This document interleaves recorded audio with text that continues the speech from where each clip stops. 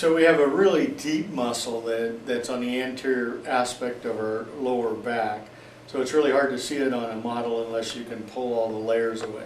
So the easiest way to see the quadratus lumborum is to actually look at the posterior aspect of the abdominal wall.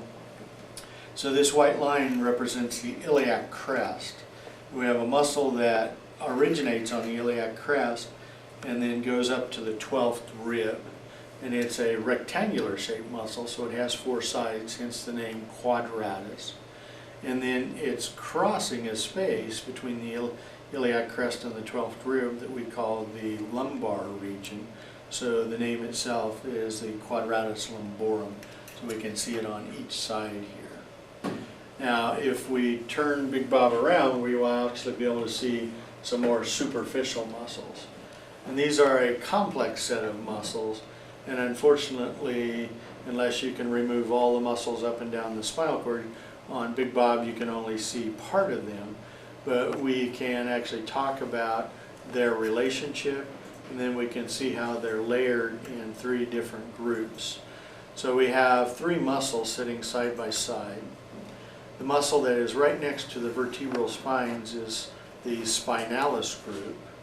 The largest of the 3 muscles, which is intermediate or between, is the longissimus group, and the outermost muscle is the iliocostalis group. And so as we move up to the neck region, any muscle that would attach to the skull is going to end in capitis. Any muscle that arises on ribs and goes to the cervical vertebrae is going to be cervicus. And then any muscle that attaches on lower, that originates on lower ribs and goes to upper ribs is going to be called thoracis. And so in our neck, we can actually have one sitting right next to the spine here, which is the spinalis capitis, because it's inserting on the head and allows you to do hyperextension of the neck. And then sitting next to it would be a longissimus capitis.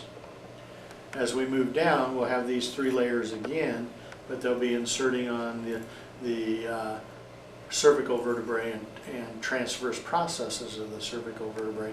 So the one that sits right next to the vertebral spines is going to be called spinalis again, because they insert on cervical vertebrae, spinalis cervicus. The one lateral to it will be longissimus, and the biggest one again, longissimus cervicus. And then the most lateral muscle will be iliocostalis, and it'll be iliocostalis cervicus. Now we can't see those because they're being covered by superficial muscles. Now here all the superficial muscles have been pulled away. So this muscle sitting right next to the vertebral spines is spinalis thoracis. This big muscle, notice the relief here and here, this big muscle is the longissimus thoracis, and then this outermost muscle is the iliocostalis thoracis.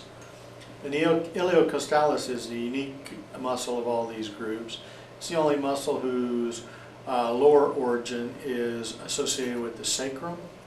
So that muscle then crosses the lumbar region. So where we didn't have a capitis on iliocostalis capitis up here, we do have a muscle that comes across the lumbar region. So it's called the iliocostalis lumborum.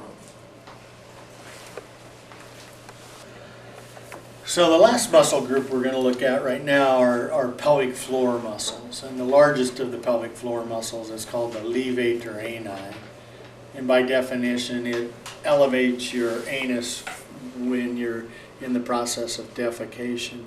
Its other role is to prevent your organs from falling out between your legs. So it's a very broad muscle making up the pelvic floor. Muscle associated with it actually attaches to the tailbone, the coxal vertebrae, and so we see a little triangular muscle superior to the levator ani, which is the coccygeus muscle. And then when we're looking at the opening from the digestive system to the outside the anus, we actually have 2 bands of muscles that help control its opening. So this inner lighter band is actually smooth muscle, so we call it the internal anal sphincter. and then this darker band to the outside is the external anal sphincter.